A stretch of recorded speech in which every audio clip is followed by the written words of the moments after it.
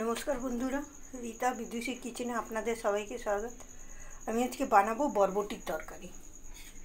বরবটিগুলো আমি এমনি করে ছোট ছোট করে কেটে নিয়েছি আর একটু ভাবিয়ে নিলাম, কারণ বরবটিটা হজম করতে একটু দেরি হয় না, তাই জন্য তাই জন্য এরকম ছোট ছোট করে, এর মধ্যে পেঁয়াজ রসুন কিচ্ছু দেবো না, আলু দিয়ে অল্প একটু মশলা দিয়ে বানাবো। তো আমার এটা সেদ্ধ হয়ে গেছে। এবার আমি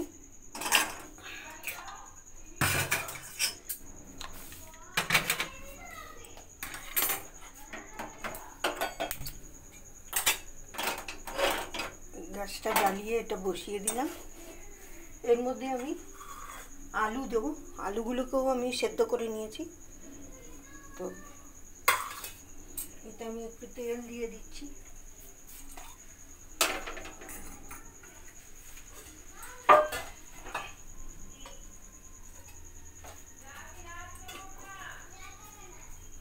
সর্ষের তেল দিয়েই বানাবো। আমি সবসময় সর্ষের তেল দিয়েই বানাই, কারণ রিফাইনটা খাওয়া অত ভালো নয়, তাই জন্য। তো ততক্ষণে তেলটা গরম হোক আর আমি আলুটা ছাড়ি। এবার আমি আলুগুলো ছেড়ে দিই।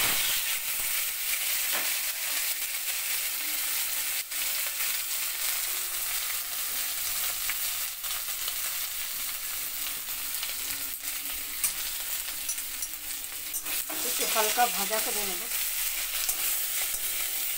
লাল করে একটু ভাজা করে নেব।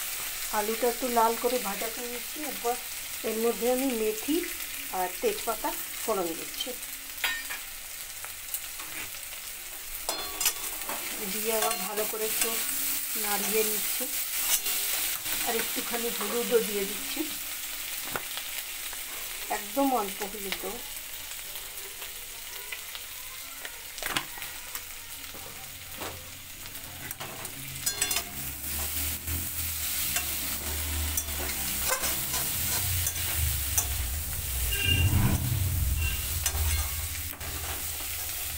এর মধ্যে এবার একবারেই আমি স্বাদ মতো নুন দিয়ে দিচ্ছি।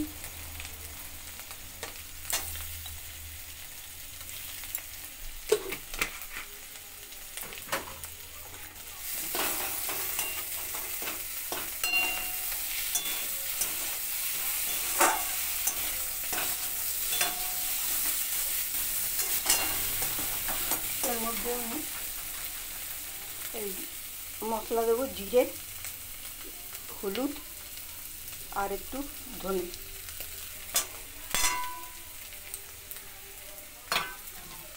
একটুখানি জলও দেবো।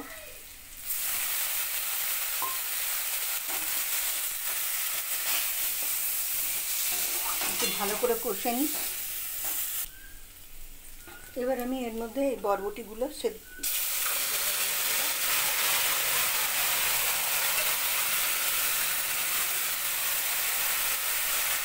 দিলাম। এর মধ্যে দুটো লঙ্কাও দিয়ে দিচ্ছি, এই কাঁচা লঙ্কা, দুটো লঙ্কা।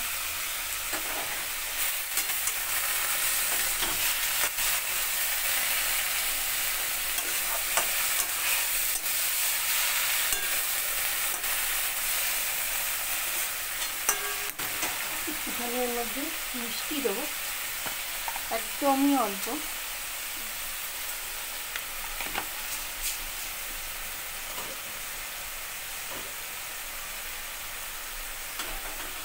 দিয়ে একটু জল শুকানোর জন্য একটু ঢাকা দিয়ে দিই। আমি ঢাকনাটা খুলে দিয়েছি। আমার তরকারিটা এরকম হয়ে এসছে। এবার আমি এর মধ্যে একটু গরম মশলা দেবো।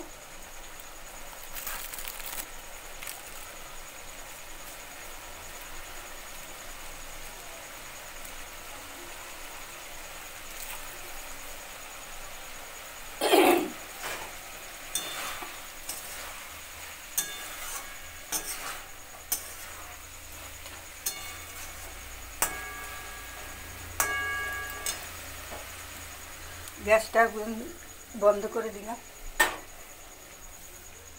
আমার এই বরবটির এই রেসিপিটা আপনারা এটা পেঁয়াজ রসুন দিয়েও যারা খাবে তারা পেঁয়াজ রসুন দিয়েও করতে পারেন।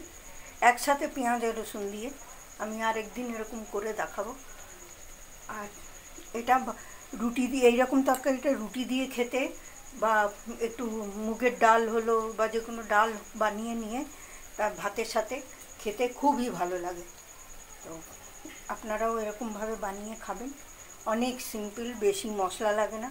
টমেটো আমি দিলাম না, আপনারা চাইলে টমেটো দিতে পারেন। সবেতেই টমেটো দিলেই যে ভালো হবে তার কোনো মানে নেই, তাই জন্য আমি এতে টমেটো দিলাম না। এমনিই খেতে খুব ভালো হয়, আমাদের বাড়িতে সবাই এটা খায়, তাই জন্য। তো আপনারাও এরকমভাবে বানিয়ে খাবেন। আর আমার রেসিপিটাতে কেমন লাগলো জানাবেন, সাবস্ক্রাইব করবেন প্লিজ আপনারা, তবেই আমি এগোতে পারবো। আর লাইক করবেন, শেয়ার করবেন, কমেন্ট করবেন। নমস্কার।